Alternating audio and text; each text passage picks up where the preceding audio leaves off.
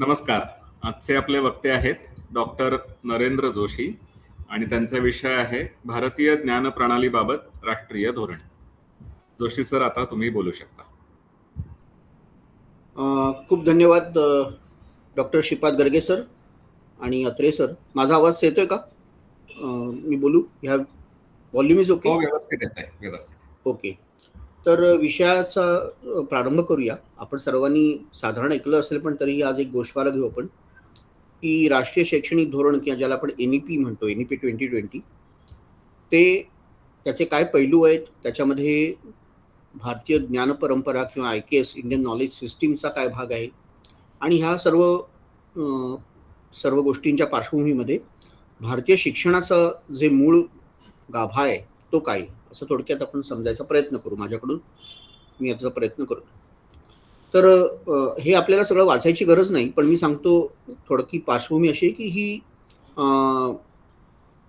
ही जी press note आहे ती inclusion of knowledge under NEP, हे पॅरा 4.27 नॅशनल एज्युकेशन पॉलिसी 2020 ह्याच्यातून हा सुरुवात झाली. त्याची थोडी पार्श्वभूमी दिली आहे की IKS division of higher education department त्यांनी 13 IKS सेंटर सुरू केली, त्याच्यात काय काय होतं वगैरे असे सगळा भाग येतो, तो आपण पुढे बघणारच आहोत.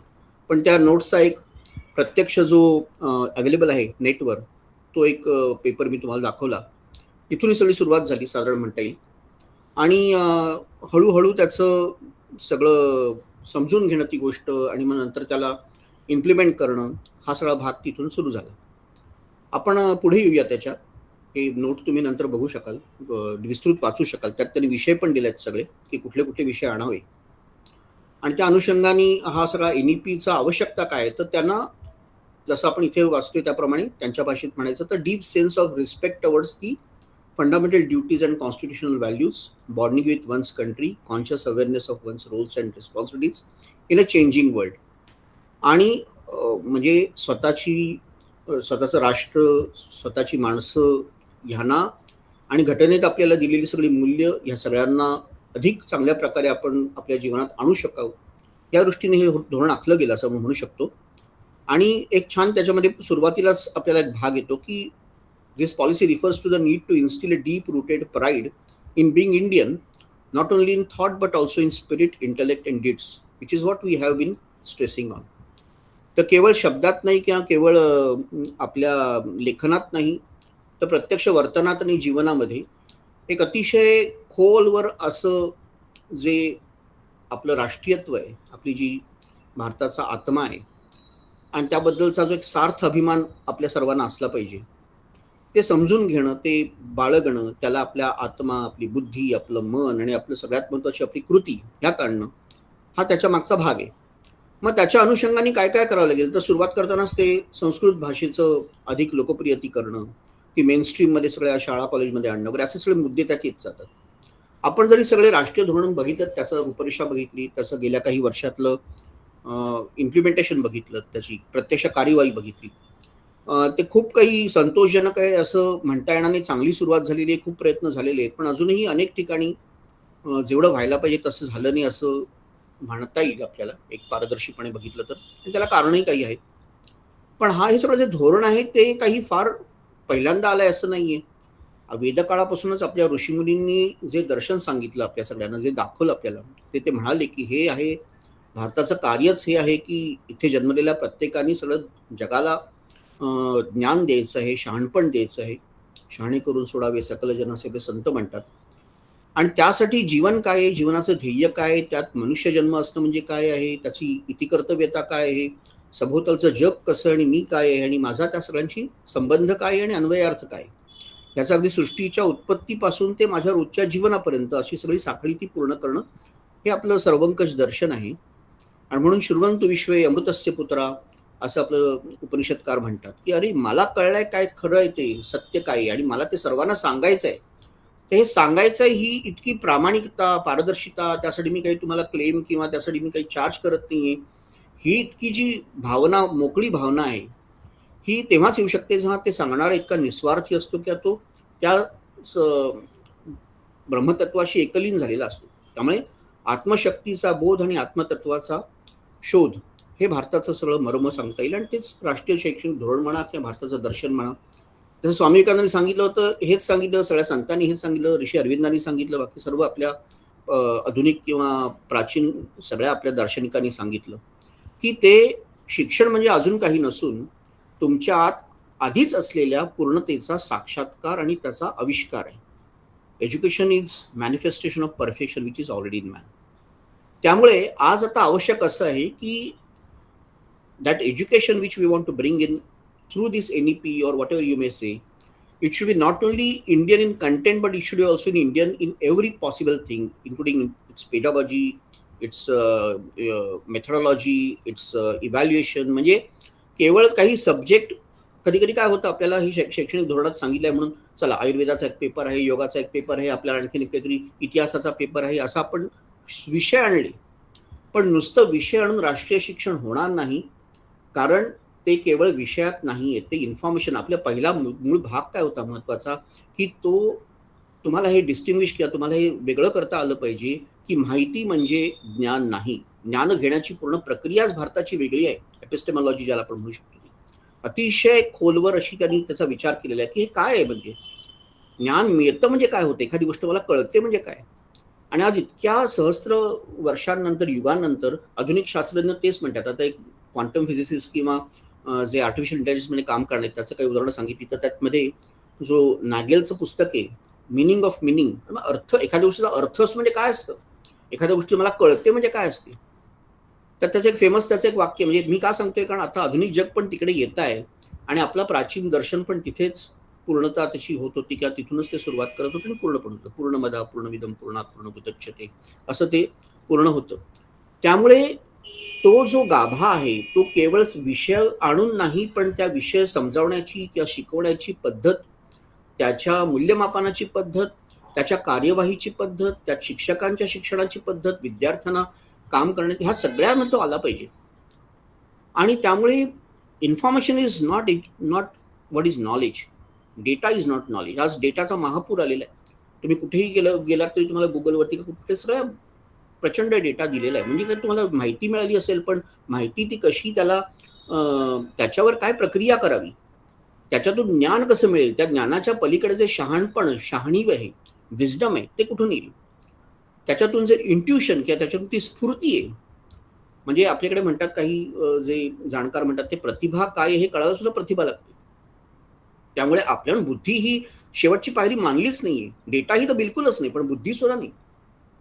कारण बुद्धी तेशा अधिको विशेषो बुद्धिविना पशु समाना किंवा धर्मविना पशुवी समाना. म्हणजे माणसाचं अगदी आपण म्हणू त्याचं एकमेवा द्वितीयत्वच त्याची बुद्धी किंवा धर्माची अकल नाही, किंवा त्याचं रॅशनॅलिटी आणि ॲक्यूट इंटेलिजन्स हे जरी खरं असलं तरी आपला हा सगळा विषय जो नेला होता आपल्या पूर्वापार लोकांनी, तो बुद्धीच्या पलीकडे नेला होता. की यो बुद्धी परत असतो सहा, बुद्धीच्या पलीकडेच जायचं आहे ना, पण ते बुद्धीच्याच मार्गाने जायचंय, अंधविश्वासाने किंवा ते आंधळेपणे जायचं नाही. आणि त्यामुळे शिक्षण कसं झालं, स्वामीजी एका ठिकाणी पुन्हा एकदा एक संस्कृत सुभाषित सांगताना म्हणतात, यथा खरश्चंदन भारवाही भारस्य वेत्ता नतुचंदनस्य. म्हणजे गाढवं जशी, थोडं काय म्हणतात त्याला, थोडंसं फार तीक्ष्ण शब्दात त्यांनी सांगितलेलं आहे, पण ते संस्कृत सुभाषित आहे तसंच ते सांगत होते की as if there are donkeys carrying sandalwood on their back. गाढवं जशी आपल्या पाठीवर चंदन घेऊन जातात तशी आजच्या शिक्षणाची अवस्था. हे सगळं मॅकॉलियन आपल्याला माहिती, त्यांनी ते आणलं, त्यांना आपल्याला गुलामच ठेवायचं होतं म्हणून त्यांनी तसं केलं. आणि हे एक जे ब्युटिफुल ट्री ज्याचा उल्लेख गांधीजींनी आणि नंतर धर्मपालजींनी केला, त्याला पूर्णपणे उन्मूलन त्याचं करण्यासाठी, उखडून टाकण्यासाठी म्हणून अशा पद्धतीने त्यांनी एक बाबू किंवा क्लर्क निर्माण करणारं, जे ब्रिटिश पद्धतीनेच विचार करतील आणि राहतील आणि आपलेच साम्राज्य अधिकाधिक पसरवत राहतील, अशा पद्धतीचं शिक्षण त्यांनी निर्माण केलं. दुर्दैवाने आपण तेच चालू ठेवलं. स्वातंत्र्यानंतर इतक्या वर्षाभर तेच चाललं होतं 2020 पर्यंत. थोडे काही प्रयत्न मध्ये झाले, त्याचा आज उहापोह करणं आजचा विषय नाही, पण काही लोकांनी प्रयत्न केले, काही कमिशन आल्या, हे झालं ते झालं, पण म्हणावं तितकं त्याचं राष्ट्रीयत्व जे आवश्यक होतं, राष्ट्रीय बाणा, राष्ट्रीय शिक्षण का टिळकांनी तेव्हा सुरुवात केली होती, टिळक आगरकरांनी, का इतर अनेक ठिकाणी शरबिंदोनी नॅशनल कॉलेजची स्थापना हे कलकत्त्यामध्ये सुरुवात केली, काहीतरी कारण होतं त्याला. आणि हे करताना त्यामुळे स्वामीजी म्हणतात त्याप्रमाणे पुन्हा एकदा, we must have entire education system of India in our hand and that should be based on our ancient wisdom and eternal culture. And we should have this education system in our hand that time ते पुढे elaborate पण करतात की हे केवळ त्याच्या विषयांपुरतं मर्यादित नसून त्याच्या पूर्ण पद्धतीपर्यंत पण आलं पाहिजे, आकलनापर्यंत, मूल्यमापनापर्यंत, त्याच्या ज्ञान घेण्याच्या किंवा देण्याच्या प्रक्रियेपर्यंत ते आलं पाहिजे. ज्ञान म्हणजे काय हेच आधी पहिल्यांदा नीट केलं पाहिजे आपल्याला. त्यामुळे ते कसं नॅशनलिस्ट एज्युकेशन आपण जेव्हा म्हणतो, कारण तो जो भाव आहे तो, की हे भारत हा भूमीचा तुकडा नाही आहे आणि इथे आपण राहतोय, हे फार पुण्यभूमी आहे आपली आणि ती मातृभूमी आहे, पुण्यभूमी आहे. आणि आपण म्हणजे जसे एक आसाममधले एक फार मोठे संत होऊन गेले शंकरदेव, त्यांचे एक शिष्य, त्यांचं फार सुंदर ह्याच्याबद्दलचं म्हणजे बघा ना, आसाम कुठे, कन्याकुमारी कुठे आणि दिल्ली कुठे आणि मुंबई कुठे आणि हे भारत पूर्ण पेशावर कुठे आणि आणखीन रावळपिंडी कुठे, हे सगळं एकच आहे. म्हणून तो आत्मा पण एकच स्पंदनातून ते सगळे जागरूक होत आहेत. तर तिथले संत लिहित आहेत की असे कोटी कोटी जन्मांतरे जेहार असे महापुण्य राशी हेतू कदाचित मनुष्य होय भारतवर्षी असे. कोटी कोटी जन्मातून जेव्हा महापुण्य करावी तेव्हा ह्या भूमीमध्ये जन्म होतो, हा भाव आला पाहिजे. आणि म्हणून हे अहमपासून वयमपर्यंत आपल्याला व्यक्तीपासून समष्टीपर्यंत घेऊन जाणारं, मग त्याच्यामध्ये व्यक्ती, त्याचं कुटुंब, मग त्याची श्रेणी, मग त्याच्यानंतर त्याचं राज्य आणि मग त्याचं राष्ट्र आणि नंतर मग सृष्टी आणि त्याच्यानंतर परमेष्ठी इथपर्यंतचा प्रवास एका बाजूला, हा अखंड मंडलाकार प्रवास. त्याचा मी जो आहे तो मी असा हा कच्च्या आम्हीपासून पक्का आम्हीपर्यंत गेला पाहिजे. श्रीरामकृष्णांच्या भाषेमध्ये कच्चा आम्ही आहे, आम्ही म्हणजे आंबा पण आणि मी पण. तर ते कच्च्या आंब्यापासून ते पक्क्या आंब्यापर्यंत, त्याचं गोरा कुंभार म्हणतात कच्चं मडकं आता पक्क मडकं करायचं, हे शिक्षण आहे. आणि त्याच वेळेला ते दुसऱ्या भागामध्ये शरीरापासून मग म्हणजे पंचकोशामध्ये गेलं तर मग ते अन्नमय कोशापासून मग प्राणमय, मग मनोमय, नंतर मग विज्ञानमय आणि पूर्ण आपल्याकडे आनंदमय कोशापर्यंत जायचं आहे. तर यासाठी त्याला केवळ आपल्याला एकांगी करून चालणार नाही, अनेकांगी होतं ते. सगळ्या म्हणजे विद्या आणि कला यांनी भरलेलं होतं.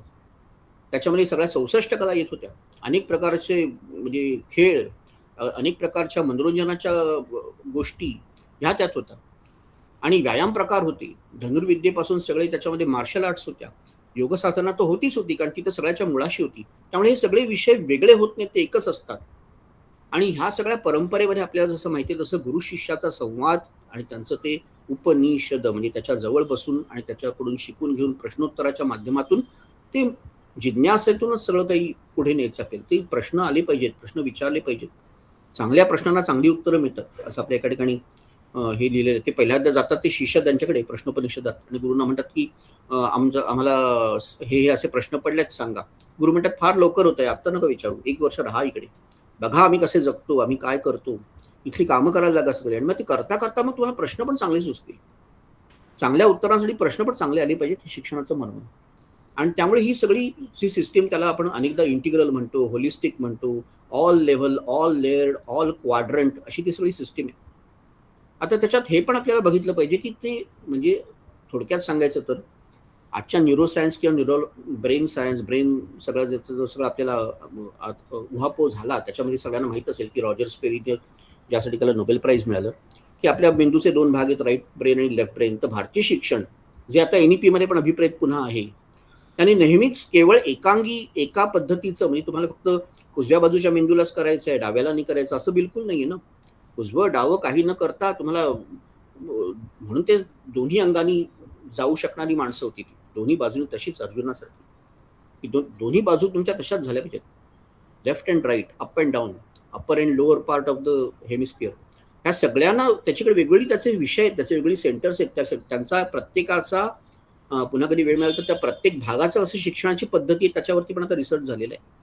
प्रत्येकाला वेगळी पद्धत आहे ना. तुम्ही एका ठिकाणी गोष्टी सांगून करू शकता, एका ठिकाणी नाटक करू शकता, एका ठिकाणी तुम्ही गाणी करू शकता, एका ठिकाणी तुम्हाला गणित करावं लागेल, एका ठिकाणी तुम्हाला विज्ञानाकडे जावं लागेल. असं अनेक अंगिनी, इतिहास आहे, समाजशास्त्र आहे, हे विषय एवढे सगळे कसे आहेत कारण त्याची सगळी पूर्णत्वाकडे नेणारी सगळी ती पद्धती किंवा त्यात वेगवेगळे भाग आहेत, आपले पण आणि विश्वाचे पण. त्यामुळे विज्ञान आणि कला हे आपल्या शिक्षणामध्ये कधीही वेगळं नव्हतं. तर रॉजर स्पेरीने हे तेव्हा सांगितलं आणि त्याला त्याबद्दल मिळालं असेल पुरस्कार वगैरे, पण फार ह्याच्या पूर्वी आपल्या ऋषींनी ते सांगितलेलं आहे.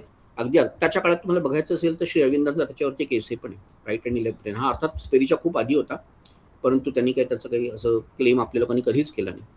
त्यामुळे हे सर्वांना माहीत असलेली ही गोष्ट होती. आणि त्यामुळे त्या दोघांचं जेव्हा आपण शिक्षण करतो तेव्हा विज्ञानाचं शिक्षण किंवा गणिताच्या शिक्षणात सुद्धा कला असली पाहिजे, सौंदर्य अनुभव आणि सौंदर्यासक्ती किंवा सौंदर्याचं शास्त्र असलं पाहिजे. तुम्ही विज्ञान गणित शिकवताना त्याला वृक्ष करून टाकता. ही आजच्या शिक्षणाची फार मोठी, मुलांना गणिताची भीती वाटते. आपल्याकडे गर्गे सर आहेत, त्यामुळे ते त्यांना त्यांच्यासारखे काही खूप कमी लोकांना गणित खूप चांगलं येतं. मग बहुतांशी लोकांना गणिताची भीतीच आहे आणि त्यामुळे त्यांना गणित मला कधी गणित शिकवलं चांगलं तर मी शिकेन ना. गणित इतकं वृक्ष करून शिकवतात, त्याचा अर्थ सांगत नाही, त्यातली कविता सांगत नाही. आपण जर आपली प्राचीन पद्धत बघितली तर गणितातही इतकी सगळ्या प्रहेलिका, इतके सगळे मजेदार सगळे उदाहरण असायची, त्यातल्या इतका रसो वैस. विषय कुठलाही असू दे, त्याच्या मागचा रस नाही गेला पाहिजे. आणि म्हणून गणित शिकवतानाही काव्य यायचं, त्यातही प्रहेलिका यायच्या, त्याच्यातही वर्णन यायची. सरोवर आहे, त्याच्यात कमळ आहे, त्याच्यात हंस फिरतायत, ही माळ आहे ती पडली खाली, त्याच्यातले मोती घरंगलेले आहेत, अशी उदाहरणं येतात. ते कोणाला नाही आवडणार ते. आणि नाहीतर मग ते वृक्ष आणि ॲबस्ट्रॅक्ट होत जातं आणि मग कळतच नाही नंतर थोड्या वेळाने काही. तसाच जेव्हा तुम्ही कला शिकवता त्यातही गणितीय त्याच्यामध्ये किंवा वैज्ञानिक त्याच्यामध्ये अचूकता असली पाहिजे. म्हणून लेफ्ट आणि म्हणजे तुम्हाला दोन्हीकडचा एकमेकाचा मिलाफ करण्याचं हे सगळं शिक्षण आहे.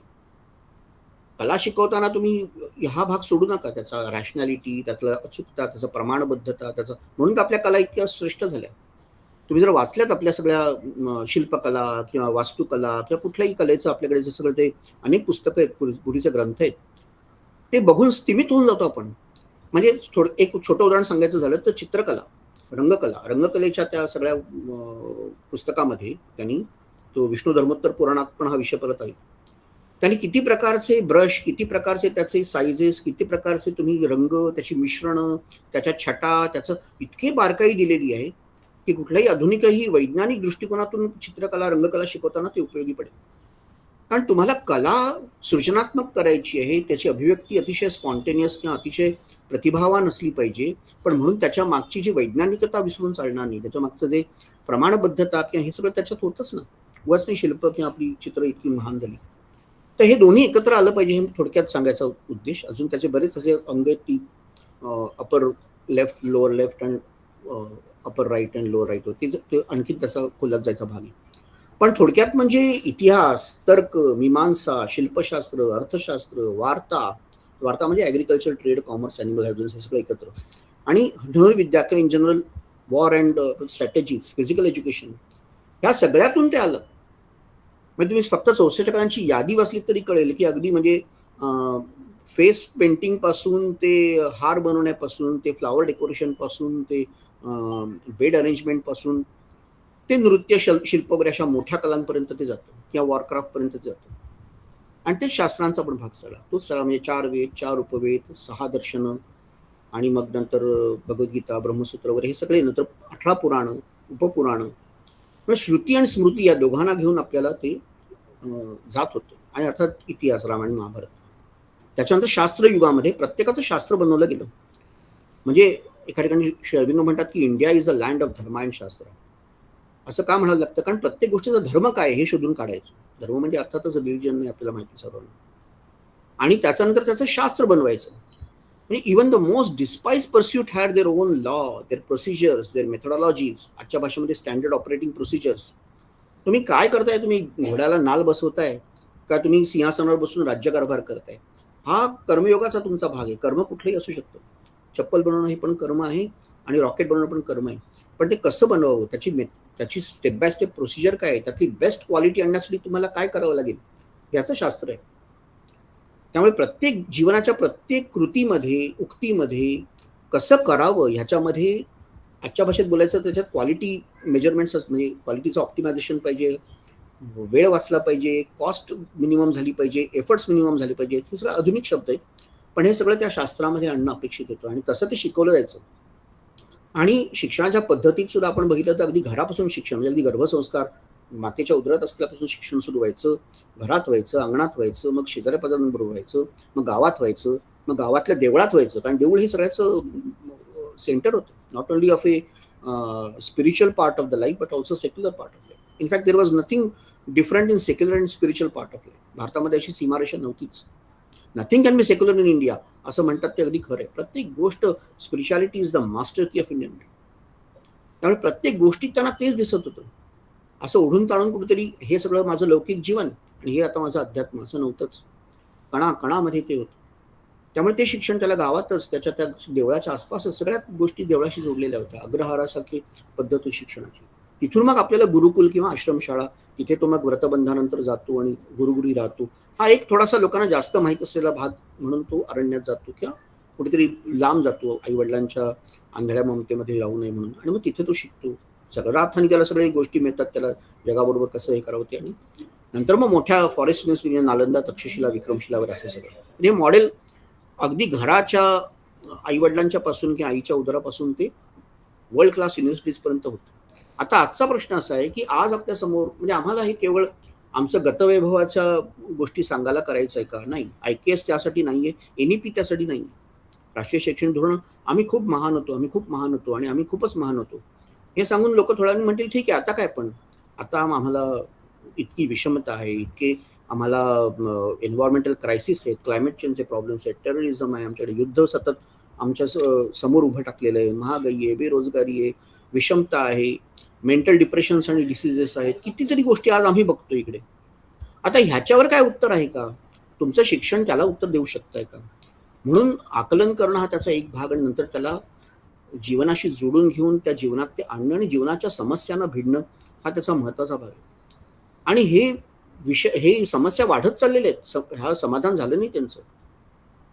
त्यामुळे आपण म्हणतो ना आम्ही कशाला शिक्षण म्हणायचं. 2-3 मला पटकन लक्षात आली ती आठवली ती अशी, जसं अगदी फार प्रसिद्ध आपण म्हणतो सा विद्या या विमुक्त ये, जी मुक्त करते ती विद्या, असं प्रसिद्ध वचन आहे.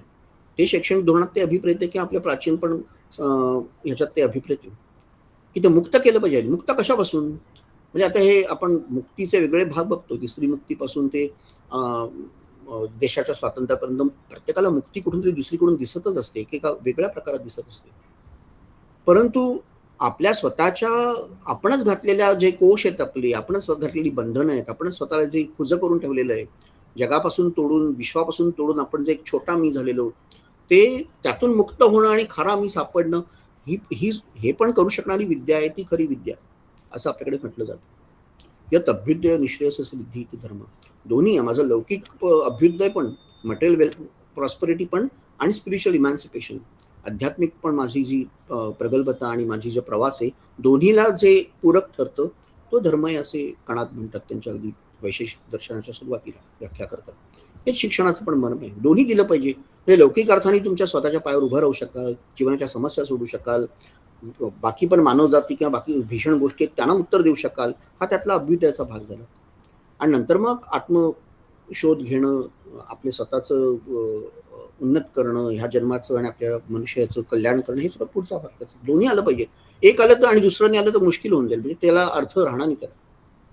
त्यामुळे आजच्या समस्या आहेत त्यांना काय, त्याचं मूळ कशात आहे, आणि त्या मुळावरती आपल्याला काही मूलभूत काही संशोधन करून किंवा विचार करून किंवा विमर्श करून त्याला उत्तर देण्याची क्षमता भारतीय ज्ञान परंपरेमध्ये आहे का, भारतीय शैक्षणिक प्रणालीमध्ये आहे का, हा शोध घेतला पाहिजे.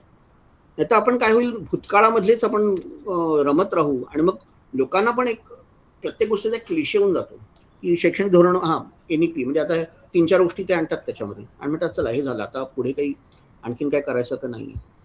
एक योगाचा कोर्स लावला असेल, आयुर्वेदाचा लावला असेल, म्हणजे तो पण त्यांच्या पद्धतीने येतो. खरा आपला जो योग किंवा आयुर्वेद होता तसा येत नाही तो. किंवा अगदी सोप्या गोष्टी, म्हणजे हे माहिती आहे की हे आलं की ते होतं, हे आलं की त्याच्यात समजलं जातं, आणि हेच त्याच्यातलं मोठा भाग झाला. जसं मी मागाशी म्हटलं, विषय नाही फक्त, पण पूर्णपणे त्याचा विचार. काही प्रमाणात तोच त्याचा, काही मुद्दे फक्त मी इथे ठेवतो की 14 विद्या 64 कला, इंट्रोडक्शन म्हणजे काय येऊ शकेल ह्या शिक्षण पद्धती, थोडक्यात फक्त वाचतो मी, कारण असं खूप याच्यावर सांगता येईल. संस्कृत भाषेचा परिचय, ज्ञान, त्याचं मूळ आणि त्याचे ज्ञान म्हणजे नक्की काय, ज्ञान मिळतं कसं, हा फार महत्त्वाचा विषय आहे. कारण त्यामुळे ते वाचन किंवा मनन, पहिलं श्रवण किंवा वाचन, तर श्रवण, मनन, चिंतन आणि मग निधिध्यास, अशी ती पद्धत जी होती ती वेगळी होती आत्ताच्यापेक्षा. म्हणजे education is not just stuffing your brain with infinite amount of information which will just lie rotten there for rest of your life, unuseful after some time. ह्याला काय अर्थच नाही, नुसती माहिती कोंबून भरायची आणि म्हणायचं की आता हे माझं तुमचं शिक्षण झालं बरं का, कारण तुम्हाला हे मिळालं त्याचं सर्टिफिकेट. तर जे जीवन घडवतं, जे लोकांना घडवू शकतं, man making and nation building, तसं करायला ज्ञान मिळालं पाहिजे. आणि म्हणून ज्ञान हे नेहमीच केवळ श्रवणात किंवा वाचनात नाही आहे, ते चिंतनात, मननात, निधिध्यासात आणि नंतर त्याच्यापुढे त्याच्या प्रयोगात आहे. त्याला प्रत्यक्ष आणण्यात येईल. आणि त्यामुळे ते तिथे सगळी मर्म आहे त्याचं. ते जर झालं नाही, तसं आपण म्हणतो, तो एक छान याचं एक कोट आहे, त्याचं मला आठवत आहे. पांडिचेरीच्या मदर आहेत त्यांनी, किंवा श्री रवींद्रांचं पण जे विचार शिक्षणावर, त्याच्यात फार छान गोष्टी आहेत. कदाचित वेळ मिळाला तर पटकन ते आज सांगता येईल. तर ते आहे. तर त्याच्यामध्ये हेच आहे की to know is good, but to do is better, to experience is better, and to be that is the best. म्हणजे तुम्ही ते एखादी गोष्ट समजताना तुम्ही ती गोष्टच झाली पाहिजे. थोडं पूर्वीचे शब्द वापरायचे झाले तर मग तो द्रष्टा, दृश्य आणि दर्शन ही त्रिपुटी जी आहे ती सांडली पाहिजे, ती एक झाली पाहिजे, तेव्हा ज्ञान होईल. त्यामुळे मग दीप उजळला घटी, सांडली त्रिपुटी. तर त्यामुळे knowledge, what is knowledge and how to give knowledge to the children or to anybody, इथे सगळी सुरुवात झाली पाहिजे. त्यानंतर मग अर्थात भारतीय इतिहासाचा परामर्श, आणि तोही आपल्या दृष्टिकोनातून. त्यासाठी पहिल्यांदा आपल्या क्रोनॉलॉजी ठीक करायला लागेल. प्रचंड घोळ करून ठेवलेले आहेत आणि अनेक त्यातले जे मुख्य घटना आणि माणसे आहेत त्यांना चुकीच्या ठिकाणी ठेवलेलं आहे. नंतर प्युअर सायन्सचा काही भाग त्यात यायला पाहिजे पेपर्सच्या दृष्टीने. प्युअर सायन्स 1 आणि 2 आपल्या पद्धतीने, म्हणजे फिजिक्स, केमिस्ट्री, ॲस्ट्रॉनॉमी, बायोलॉजी ते सगळं, आणि शेती किंवा उद्योग ह्या दृष्टीने पण, मॅन्युफॅक्चरिंग. नंतर वाङ्मय, इंडियन लिटरेचर, त्यात अगदी वेद उपनिषदांपासून, वेदांगापासून ते दर्शन, पुराण आणि क्लासिकल लिटरेचर सगळं, भूभूती, कालिदास, भास, हा सगळा भाग त्यातला. षड्दर्शन, नाट्य. नंतर अर्थात त्याच्यामध्ये पुढचं पण सगळा भाग, म्हणजे ह्या दोन्ही गोष्टी त्यातला घेता येईल त्याला, क्लासिकल आणि स्पिरिच्युअल. नंतर धर्म म्हणजे काय, हा पण घ्यावा लागेल भाग त्याच्यामध्ये महत्त्वाचा. म्हणजे हे सगळं अभिप्रेत आहे जेव्हा आपण हे शिकवतोय तेव्हा. नंतर मग कलांच्या दृष्टीने आर्किटेक्चर, स्कल्पचर, वास्तू आणि चित्रकला, रंगकला, हा सगळा भाग. ट्रेडिशन्स किंवा आपण ज्याला आपण रिच्युअल्स म्हणतो, म्हणजे रूढी, परंपरा आणि काय आपण त्याला म्हणू, एखादी गोष्ट करण्याचं म्हणजे कर्मकांड म्हणून त्याला. हा शब्द अनेकदा वाटतं अरे कर्म करायचं की म्हणजे ते पद्धती पद्धत ठेवायची, हे काय कालबाह्य झालेले आहेत. पण त्याच्या मागचंही काही गोष्टी ज्या होत्या महत्त्वाच्या होत्या, या क्रिस्टलाइज फिलॉसॉफीज. कारण सामान्य माणसांना फिलॉसॉफी कळाला त्या मार्गातून ती सांगितलेली होती. त्यामुळे मग ही ट्रेडिशन्स आणि कल्चर आणि त्यातल्या सगळ्या परंपरा ह्याचा अभ्यास, आणि मग त्याला आता कालानुरूप काही वेगळं त्याला आवश्यक असेल तर वेगळा बदल करून घेणं. लोककला, लोकपरंपरा, हा सगळा भाग त्याच्यात. मग भारताचं economics, polity, sociology, trade and commerce, थोडक्यात हे सगळे विषय त्यात आले पाहिजेत असं आपल्याला आवश्यक आहे असं वाटतं. आणि मग ते प्रोजेक्ट ड्रिव्हन, त्याच्यावर प्रोजेक्ट देणं, त्याच्यावर काम करणं असं सगळं. जसं मी म्हटलं, पूर्वापार आपल्याकडे हा विषय आलेला आहे, हा काही नवीन आहे. आणि दीनदयालजी पंडितजींनी हा विषय त्यांच्या सगळं भाषणातून किंवा वाङ्मयातून पुन्हा एकदा आणला. म्हणून त्याचा थोडक्यात ह्या दोघा तिघांचा उल्लेख मला आवश्यक वाटतो जेव्हा कधी NEP किंवा IKS सगळे सब्जेक्ट येतात. तर पंडितजींनी पण त्यांच्या अनेक भाषणात सांगितलं की आपल्या सगळ्या समस्यांचं मूळ कशात आहे, म्हणजे हे राष्ट्रीय शैक्षणिक धोरण का आणावं लागलं.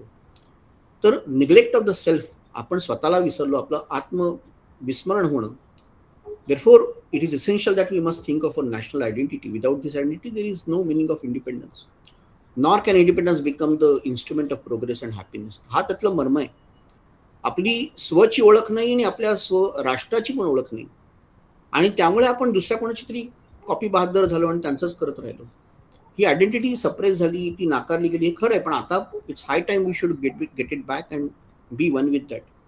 आणि त्यामुळे ते पुढे सगळं ते एक्सप्लेन करतात. त्याचं फार सुंदर, ह्याच्यावर सगळं आपण वाचलं पण असेल, पण थोडक्यात त्यातले काही मुद्दे मी आणण्याचा प्रयत्न केला. जर असं झालं नाही तर त्या माणसाला जे मानसिक अनेक व्याधी होतात, त्यातून ते शारीरिक व्याधी होतात, हे मानसशास्त्र पण सांगत आहे की तुम्ही स्वला विसरून किंवा मी जो नाही ते व्हायचा प्रयत्न करायचा व्यक्ती पण करत राहिली तर ती रोगी होऊन जाते, शेवटी ती भयंकर विमनस्क होऊन जाते, राष्ट्र पण तसंच होऊन जातं. त्यामुळे आपल्या स्वतःच्या जी स्व ओळख किंवा स्वतःच्या ज्या निसर्गता दिलेलं आपलं जे काम आहे, म्हणून ते वचन येतं ना की स्वधर्मे निधनम श्रेय परधर्म भयावह. या धर्मात तुम्ही राहिलं पाहिजे, तर ते तुम्हाला इति कर्तव्यता आणि कृतार्थता येईल. आता हळूहळू काय होतं की हे नाही झालं तर मग व्यक्ती पण आणि राष्ट्र पण ना स्वतःसारखं होऊ शकत ना इतरांसारखं होऊ शकत. आणि म्हणून ते त्या सगळं neglect of national identity and self असं ते मांडतात. स्वामीजींचं पण काही महत्त्वाचे ह्या संदर्भात काही भाग घेतला तर ते म्हणतात की प्रॅक्टिकल वेदांत सगळ्यांना कदाचित वाचलेला असतो एक स्कॉलरलीशिप म्हणून, पण त्यांचा भर होता की आता ह्या नवीन शिक्षण किंवा नवीन जीवनामध्ये remoulding eternal vision for the new era और new people, new world with the practical Vedanta. त्यामुळे सनातन नित्य नूतन.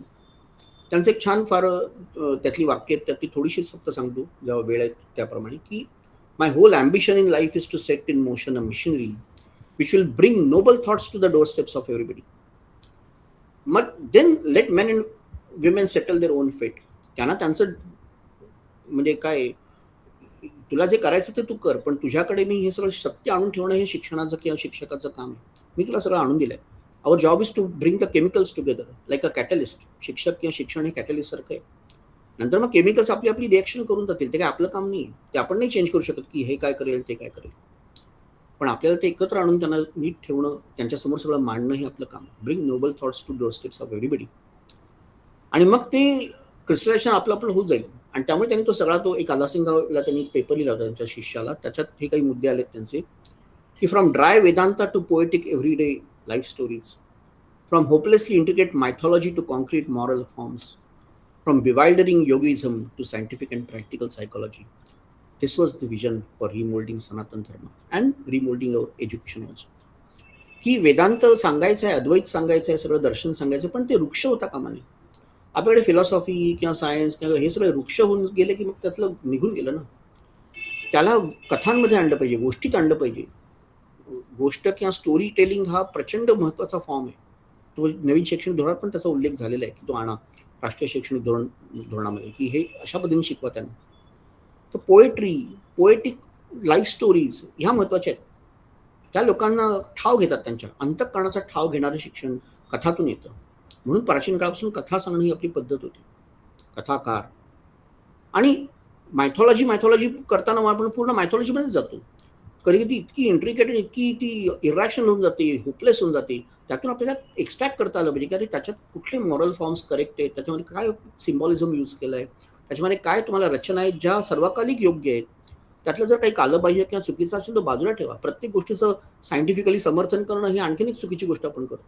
प्रत्येक मायथॉलॉजिकल स्टोरी कशी बरोबर आहे आणि कशी नाही, गरज नाही. त्यातला मर्म जे आहे ते मानसशास्त्रीय आहे, ते भौतिकशास्त्राचं नाही आहे, हे समजून घेतलं पाहिजे. आणि ते म्हणून बिवाल्डरिंग योगिझम, योगा पण करताना काय काहीतरी वेगळाच कुठल्या दुनियेत नाही. तुम्हाला त्यातून एक प्रॅक्टिकल सायकोलॉजी लोकांना द्यायची आहे, सायंटिफिक अँड प्रॅक्टिकल. असं केलं तर मग हे त्याचा पूर्ण आविष्कार होईल. थोडक्यात शेरविंदांचे पण काही विचार जर ह्या संदर्भात घेतले, पण त्यांनी नेहमीच सांगितलं की आवर central conception is that of eternal, the spirit is encased in matter, evolved in humanity. आणि ते म्हणजे जड जगतामध्ये चैतन्याचा आविष्कार हा भारताचा पूर्ण प्राण आहे.